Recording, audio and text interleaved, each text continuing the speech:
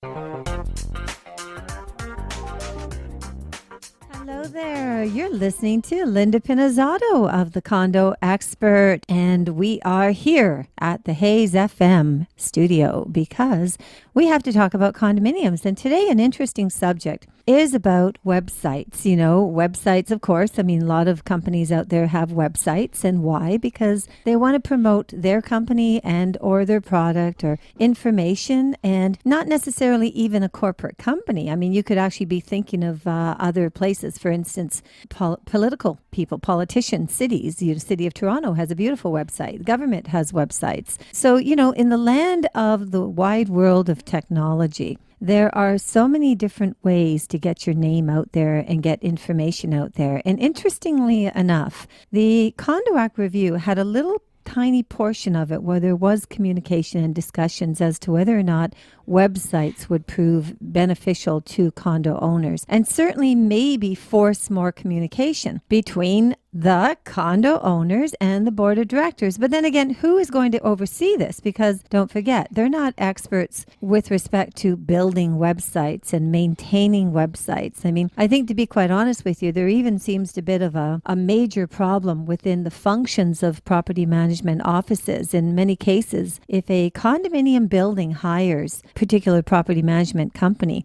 many times, instead of using the identity of the actual condo building on their email addresses, they will use the property management firm. Now, we're starting to believe that's a huge mistake because, you know, again, the property management company is a contracted company who provides an employee to maintain the levels of operations and make decisions for the operations under the board of directors' decisions for that condominium building. So if all of the confidential emails, everything, and, you know, granted, some are going to be for business practice, but why would they have to monitor through the property management company in order to come back to the building? I think, quite frankly, it definitely is something that needs to be addressed and reviewed. Then the other side that you have is you have some property managers, they're using Gmail addresses. Gmail. Now that's embarrassing. We're talking about an $80 million building and we're using Gmail addresses in the operations and functions of the building. Today's conversation, we're very fortunate to have Derek Thomas, and he is the proprietor and president, of course, of IT Mayday. And that, as far as web domain, if you want to take a look at his website, you will see it at itmayday.com. Before I introduce Derek, I do want to send out a huge thank you from the Condo Owners Association, because Derek has lent his services, his company's services, to build the websites of the Condo Owners Association. And that has been a tremendous task over the last 3 years since the association began in March of 2010. So, in fact, he is also a director. He is the IT director, fancy that, of COA. Well, who else but? So thank you so much for joining the Condo Expert today, Derek. We really enjoy having you on the show. Thank you very much, Lynn. It's my pleasure to be here. Just to reiterate what you mentioned earlier regarding websites for the Condo Owners Association, yes, it was an undertaking, and it's one of the things about websites are they're always a project in the making, and they're always ongoing. It's never certain people or certain technicians or what have you will build a website, and then once it's completed, that they'll say see you later. But realistically, after the website has been completed, that's usually where the real work starts, because then you have to get the word out regarding the website itself, and spread that, especially with the Condo Owners Association. It's been a little over 3 years in the making. Well, I think one of the biggest thing is going to be information content. I mean, you have what? You probably have about maybe 4 or 5 different categories, I would think. Like, I'm just shooting it out there. You of course would have your web design, so your logos, and I guess the template of what needs to be done, and how to kind of figure out. Yeah, it all depends on the type of website that the individual company, person, corporation, depends on what type of website they desire. With, for instance, I'll give you for instance, with the Condo Owners Association, there's a few things that are involved. Since it's called an open source website, which actually means website itself, it's a template by an open source party, which that means is it makes it easier for you yourself to go in the back end and do editing instead of doing lots of coding. You yourself don't have to know all the coding. Once that's completed, I'll give you the instructions, and then you go in and you make all the updates as far as putting content within the website itself. So that's just one aspect. So this was actually something we touched on earlier, because the difference between, I guess, the text versus this thing called HTML, which of course sounds extremely confusing, especially for people that aren't savvy. I mean, for you to put this together would be relatively easy, but I think consumer friendly. Well, no, don't say relatively easy. You're the expert, so yes, but it would be a lot easier than me trying to figure this out. I agree with you, but the HTML is still within the website itself. That's done in the background by other developers that put the actual website development tool together, which is in one sense it could be a Joomla, or it could be WordPress, or it could be Drupal. There's quite a few of them. They do all the development, and then you've got the template manufacturer that manufactures templates specifically for these application that builds your website, which is for Joomla. You could get a template for Joomla, or you could get a template for WordPress or Drupal or Wiki, and any other website development tools out there. Well, I think the key thing is if there's one thing that I've learned from all of this is that, yes, there is a lot of different companies, as you mentioned, out there. And funny enough, I can't believe how many web developers or IT people and companies, they don't divulge that information. They actually, will go ahead and they'll put out, say, for instance, a WordPress site or a, Joomla site, but they don't really go that depth, and which is not good, because I think the consumer really does need to know, what kind of scope that the website can do, because some of them have some limitations and other ones don't have as many limitations. But one thing I'm really impressed about that, but the other thing is with the COA website, for instance, you've actually engaged condo owners in order to do two things. You've incorporated a blog site into it. Yep, that's correct. And maybe we can talk about the blog, because I know everybody loves to blog nowadays. So that would be a key spot. Of course. And blogging is, I guess, it's the way of expressing yourself, you feel, and having other users or members of the condo community or outside of the condo community engaged in discussions and conversation. Now, blogs were first few years ago designed just to get the word out, quick, here's what's going on, and get feedbacks. Now, every major company out there and corporations do have a blog site.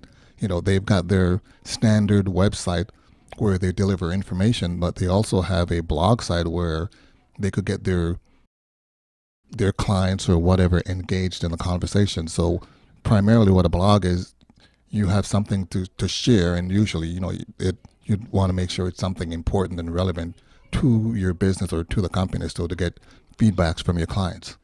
And I think too is that whenever you blog, what is it with blogs? I mean, the World Wide Web seems to love them. So they actually get out there. They seem to be getting out there a lot quicker as far as getting engaging an audience out there, as opposed to even maybe creating a page on a website. I'm noticing that they have a lot more power. Yeah, and the reason behind that is your standard website is what they call static.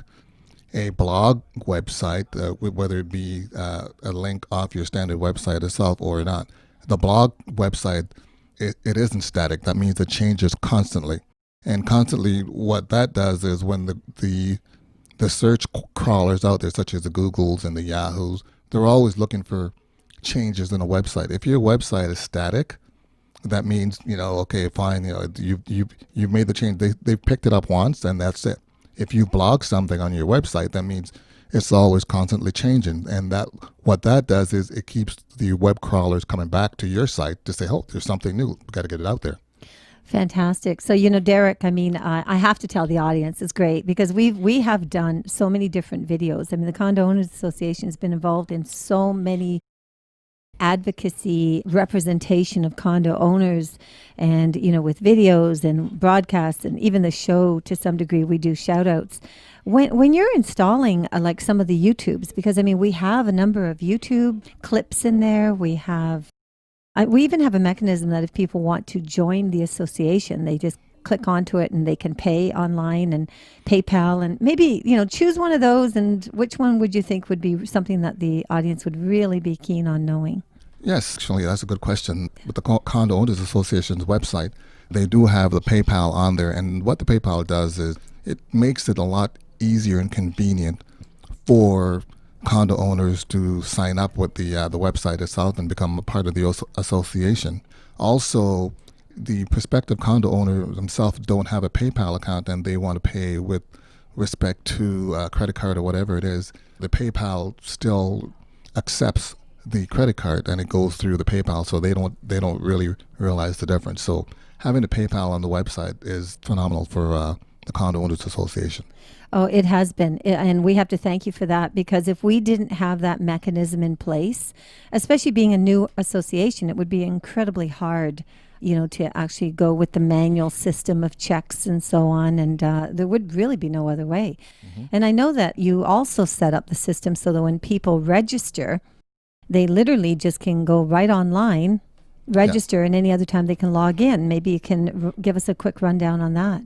Well, the registration process really, what it comes down to is in order to gain access to certain aspect of the website, certain information, the individual condo owner has to register. And the process is fairly simple. What they do is, they go to the COA's website, click and register, and what they do is they, input their personal information. They go to PayPal and they pay their admission fee, and then they also register with the website. Which what happens with that is once the condo owner registers, then an email is sent to the Condo Owners Association, just letting them know that someone has registered with the site and it needs their approval to basically access the personal information on the website.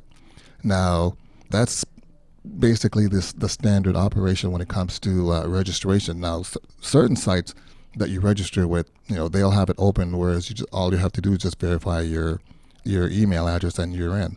But we've taken it one step further because we want to verify that this individual is actually a condo owner and not just someone pretending to be a condo owner. So that's why the registration process and also the administrator has to give access to the site once registration is completed. And there you have it from our IT director at the Condo Owners Association and also the owner of itmayday.com. Today we're speaking with Derek Thomas. He's giving us some great insight into the functionings of the website for the Condo Owners Association.